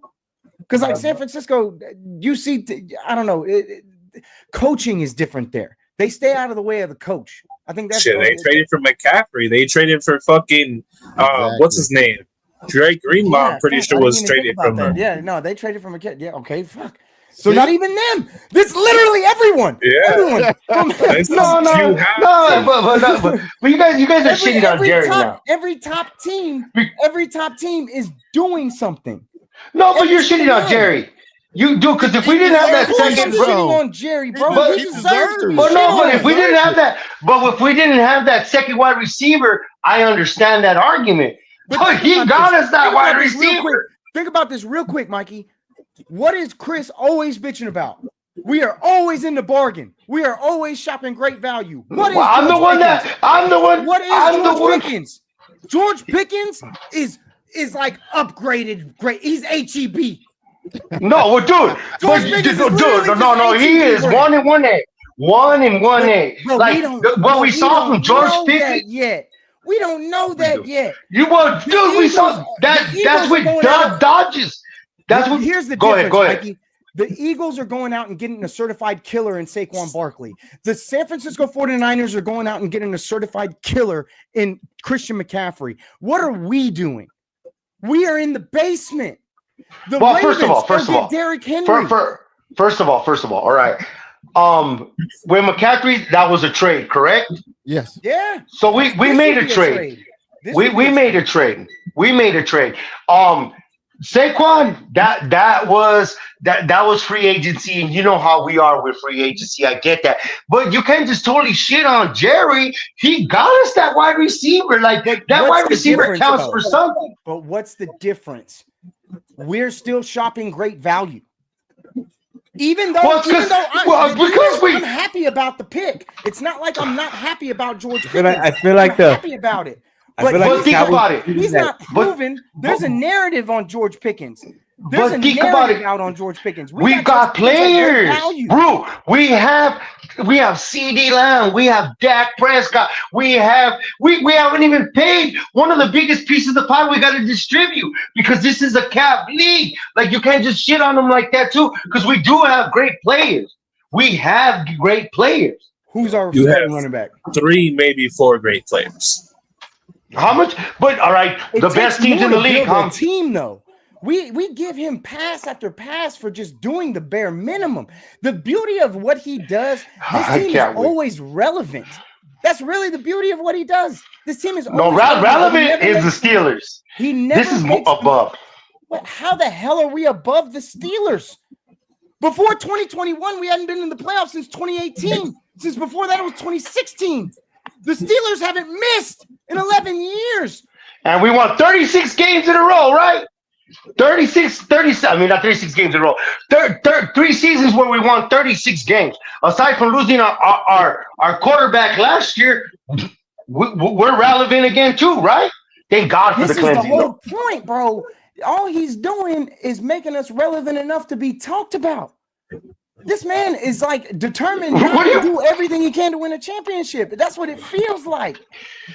I don't know how we got back to Jerry, but that's what it feels like. Because that's where our problems are. That's where all our fucking problems are. The man has been in the bargain for everything that he's ever done. The biggest move was probably Amari Cooper, and even him, it was like, bro, it's his 3rd team. Yeah, well, I think this whole thing. I'm sorry, 21. You were going to say something. I know. Say that was the second team. No, I was just gonna say that every year feels like. I guess you're right. It feels like the Cowboys are doing like this Moneyball team, right? Where they exactly. No. Fuck that. No, That's exactly what it is. That's exactly no, what it's it not. is. No, it's not. Billy He Bean. nailed it. No, bullshit. No, because I even said it. When they got this wide receiver, we got to forgive Jerry. You guys forgive. Dude, we got depth on this team. The team that we did last year, that they did to sabotage Mike McCarthy, I get it. This team and this roster all stand on business for this owner. They have done their damn job. We're talking about one position that got us all riled up. It's one position. It's not DT, safety. How about those two? not one position though. Safety's good. I like our safety. They got Solomon Thomas. I like what they did with Toya. So you don't count getting up Osa Odigizua as a signing? Retaining our guy. He was a 3-tech. He's a 3-tech DT. That's a DT though. You said DT, right? Does that fall in line with DT? Because there's two DTs on the field. Mousy is trash. No. See, you get a job in the sanitation department with you throwing around trash buckets around with that bullshit. I told you that the last time I was on here. Can't be just be throwing the trash buckets out, and you don't know. Like I said, the DT is going to be a rotation. When the Dallas Cowboys were at their pinnacle, it was a rotation, and that's going to be. It's not going to be 75 plays for one player. It's going to be allocated 15, 13, 10, and you're going to see this defense be drastically better. Every defense does a DT rotation. Watch. Mondo, you nailed that. 21, that's exactly what it was. Nah, bullshit. Right. Not this season. Last season, last season we had a normal episode about it, and we called it Billy Bean. Not this season.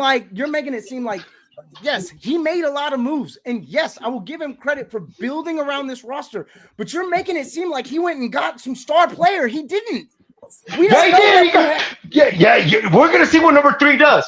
We're gonna see what number 3 does. No. For me, it's like I'm thinking he's probably going to have a 1,000-yard year. I'm thinking it's going to be a good season for him. I'm not denying the fact that there's high upside, but he's not some proven player. It's not like when the Eagles brought in A.J. Brown. It's not like when the Niners brought in Christian McCaffrey. So it's not like but it's not like that. But it's not. As a Cowboy, he's going to project to be better. No, but the thing is, it's going to be projected to be better because he hasn't had a quarterback like Dak Prescott. You're telling me Duck Hodges, where the fuck his name is, and Randy Rudolph. They've been to 2 Super Bowls. You don't think it was worth it? They won 1. They don't think it was worth it? No. I'm talking about the value of A.J. Brown towards Pickens. That's what I'm talking about. The value of you're talking shit about the value of the player when they got him. Well, you can't value Pickens on what he is. He has done exceptional for the fucking quarterbacks that he's done. What I'm saying is A.J. Brown, proven commodity. George, we're hoping he's going to be a proven commodity. That's the reality of it. It honestly feels like you guys are very in line with what the Bengals are building and how they built their roster. 2 wide receivers, a QB, and an edge rusher.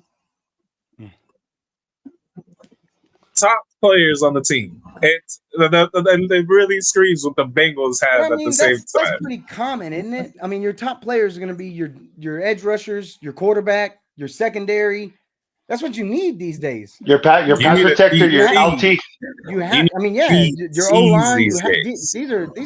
These are like standard. But you can't have it all. Like you can't have it all. It's like how women engage men. It's like how women engage men. They want us to be 10 foot with a big dick and fucking $100,000 with a fucking truck outside. That's impossible. That could fix everything. That's impossible. You can't have it all. That's what makes this beautiful.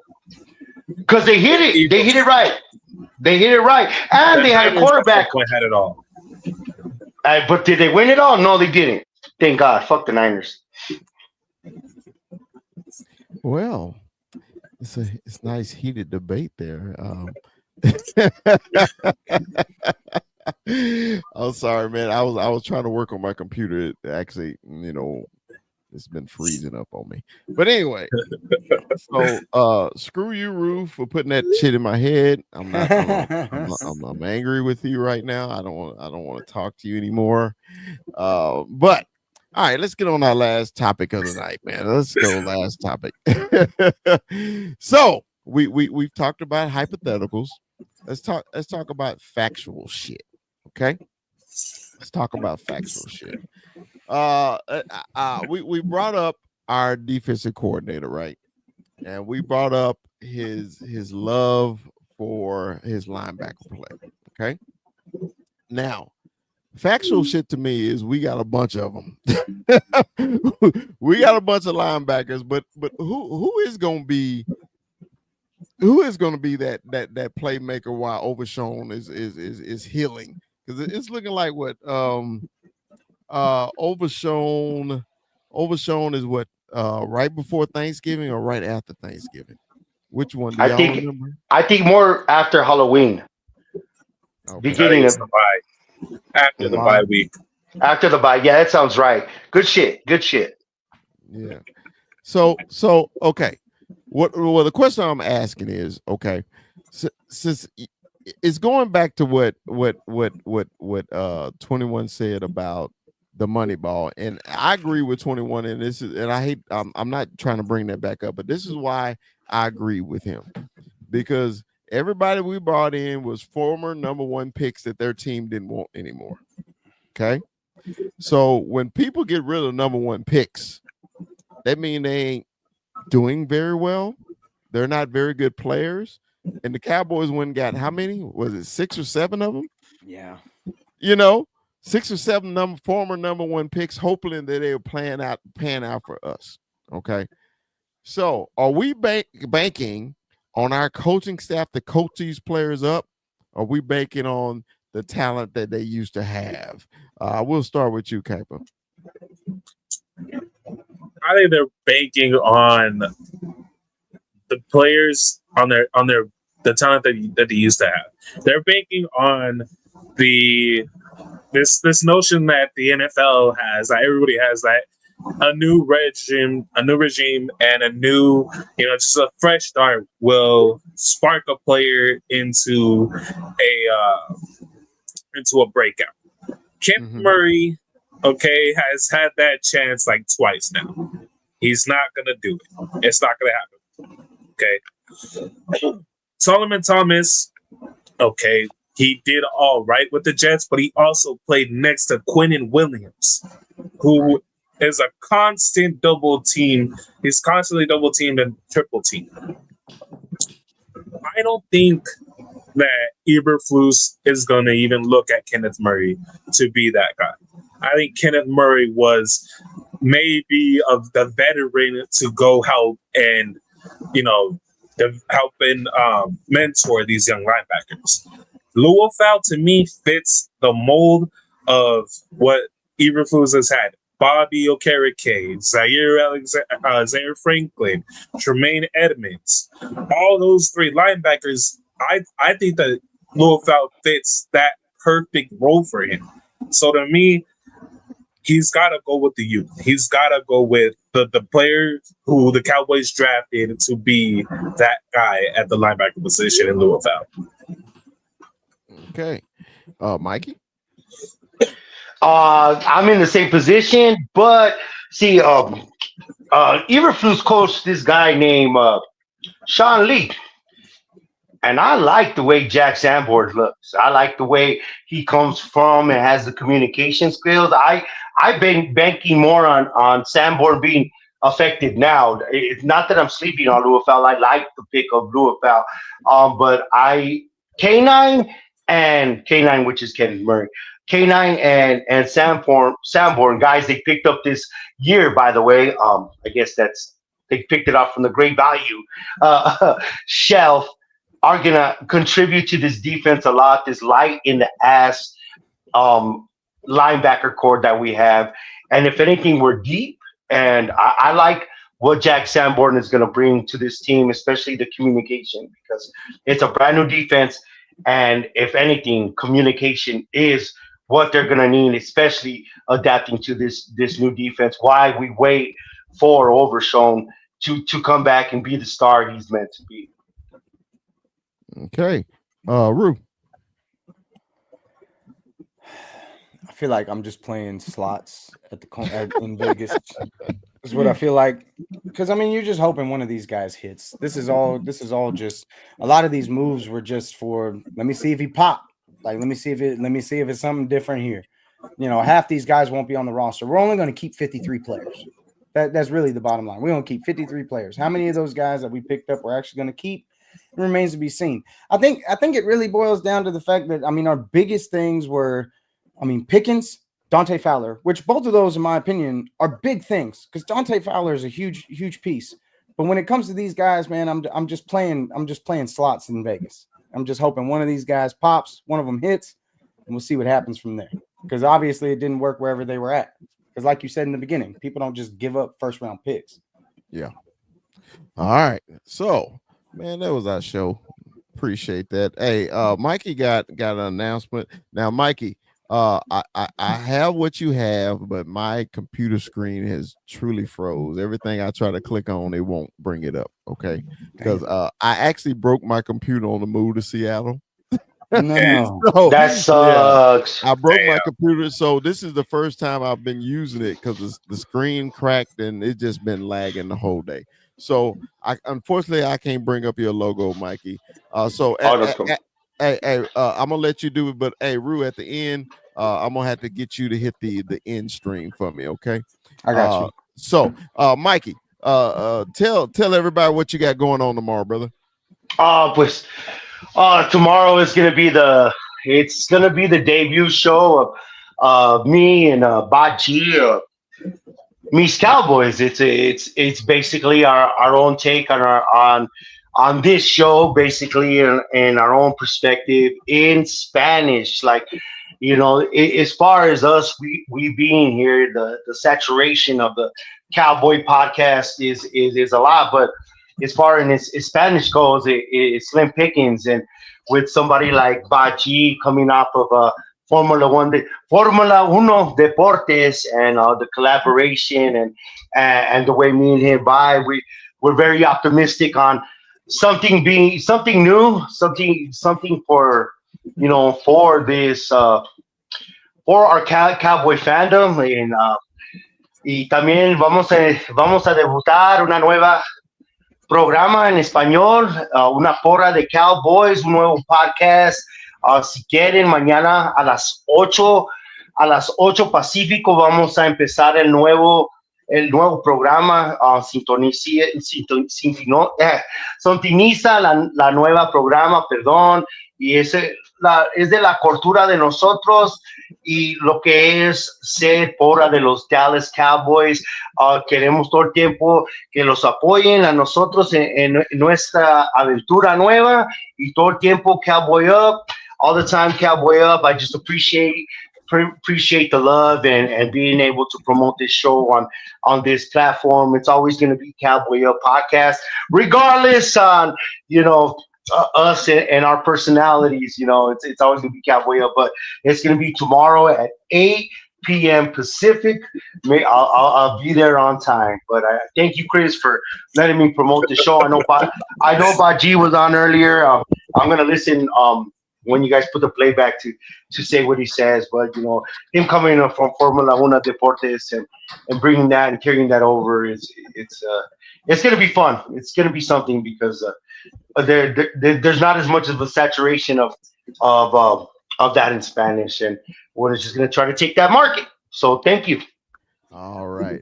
Kuiper, can you translate what he said to me? Anyway, don't worry about it. Kuiper, give me your final thoughts, man. Man, 11 days away. I just pray for everybody except for the NFC West on the other teams that everybody stays healthy. Really. That's horrible. Hey, man, I need you guys to fuck them up, okay, in practice. Just a little, a couple of times here and there, maybe illegal shoving or whatever, hit the QB a couple times. But, man, you're starting to see a lot of players already get added to the pup list, dude. You don't like that as a football fan, and I really hope and pray that everybody, even the fucking Niners, stay healthy. All right, man. Appreciate Good it, man. shit. Good shit. It's actually good seeing you, bro. I've been thinking about you. I was gonna call you today. I'm like, damn, I ain't talked to Kipe in over a month. It's driving me crazy. I love hearing your knowledge, man. I love it, man. Glad everybody's back. Rue, give me your final thoughts, baby. We're close. 11 more days till we see some real action. So that's definitely nice to hear. I didn't realize it was that close. Man, let's get to the pads, man. I just want to see these pieces move around. Let's see what happens. It's so early, but we got a little taste of it. Got a little hungry today, so it is what it is. Man, all right. Well, the big fella final thoughts is this, man. It's simple. It's simple to me. As a former football player, as all of us on this panel, it's nothing like putting that fucking helmet on when you got something to look forward to. It is nothing like it. Hey, after a while, you're going to get tired of seeing your teammates. That's when all the fights going to start and everything like that. That's when you know it's going to be time for the season. When you're fighting, there's always fighting, always something going on. You agitated because you're ready to hit somebody else in the mouth. Hey, man, it is football season. I am excited. The Cowboy Up podcast is excited, as you can tell by the earlier confrontations, how we so excited. We gonna fight with each other. So, hey, we're all excited. I hope you are too, man. Like Mikey always say, man, could you please subscribe to the channel? It's gonna be a lot of things that's gonna be happening this year differently. We're going to try to improve our program each and every time. We're trying to get better so we can get better for you guys as content creators. So whenever you finish, whenever I'm finished, Retro, you can hit that out button. So like the big fella always say, Dallas Cowboys for life. Puro pinche Cowboys. Cuídate mañana. All right. Mis Cowboys. Peace.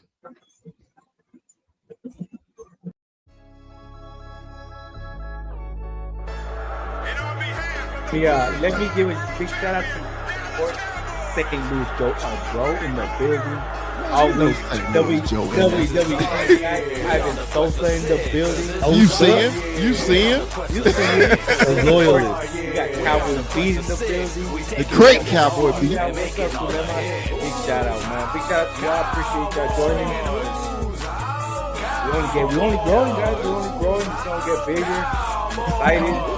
Hey, did you see he got retro fit right in the introduction? I see it. Hey, man. Hey,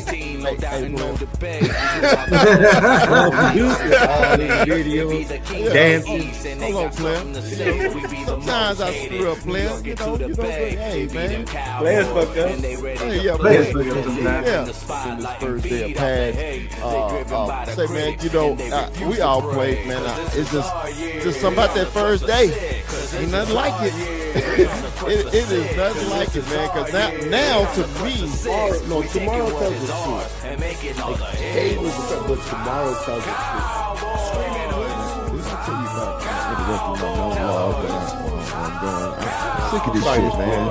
I'm sick of this shit, man. You know, I know we all co-hosts, but you know, I like to have a little quick monologue before we get into a subject. You know, your ass always got to spray and shit and eating wings and motherfucker sprinting.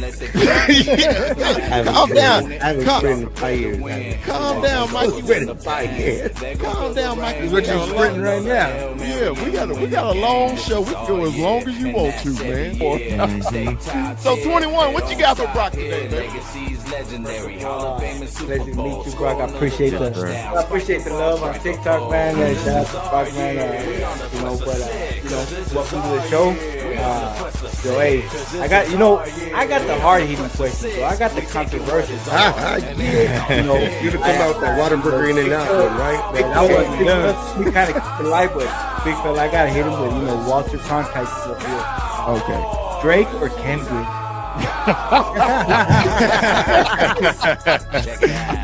See, okay, I'm gonna be honest with you. I I have never really grew up liking Kendrick like that, right? I've always been a big Drake fan, so I'm gonna say Drake, but not like us. Like I was telling Terrence the other day, because Terrence is a huge Kendrick fan. I was like, not like us has me feel like a certain way, because I'm like sitting there like vibing in that song, but it's like this is Drake, you know, and I'm a Drake fan over Kendrick any day. So that's not the only Kendrick song I like. Yeah. And remember, like, subscribe. You know, don't forget to like. Don't forget to like. You know, if you love us, tell your friends about us. Like.